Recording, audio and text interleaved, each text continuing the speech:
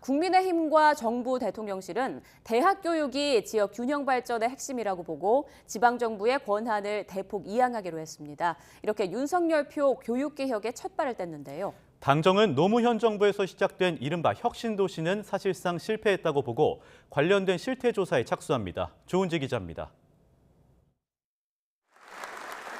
윤석열 대통령은 4차 산업혁명 시대의 교육은 지식 습득 이상의 다양성과 창의를 목표로 지방정부와 지역산업, 대학의 삼각체제가 필수라고 강조했습니다.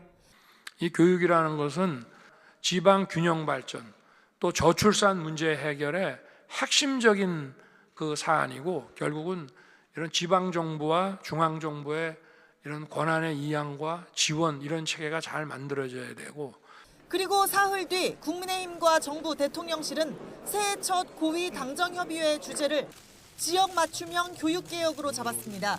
윤 대통령이 언급한 대로 당정은 현재 교육부가 가진 대학 지원 권한을 2025년까지 지방으로 이양, 위임하기로 했습니다.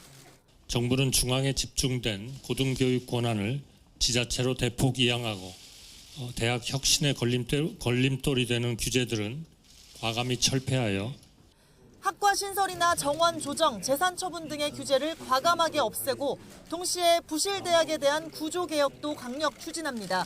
대학과 지역사회를 끈끈하게 묶어 지방 소멸을 막고 균형 발전의 밑거름이 되게 한다는 계획입니다.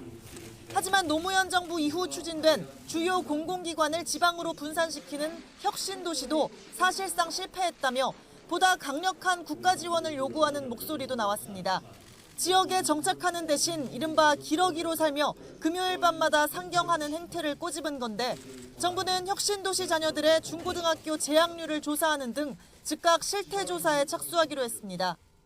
혁신도시가 정말 지방 균형 발전의 축이 되고 있습니까? 지방 교육과 산업에 연결하는 관점에서 볼 때 혁신도시는 사실상 실패라고 봐야 됩니다. 당정은 폐교나 유휴 학교 부지에 문화체육 복지시설을 마련해 지역 주민과 공동으로 활용하는 등의 다양한 내용을 담은 4가지 법률의 개정을 위해 적극 협력하기로 했습니다. 거대 야당의 협조도 거듭 촉구했습니다.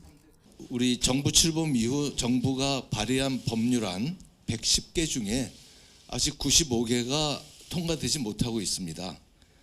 야당에서 좀 초당적으로 협력해 주시기를 간곡히 요청드립니다. 당정은 또 올해 11월 투표를 앞둔 2030 부산 엑스포 유치를 위해 국가적 역량을 결집하기로 뜻을 모았습니다. 당장 5월 우리나라에서 열리는 기후변화 박람회를 미국 라스베이거스의 최대 가전 IT 박람회 CES 수준으로 만들자고 공감했습니다. YTN 조은지입니다.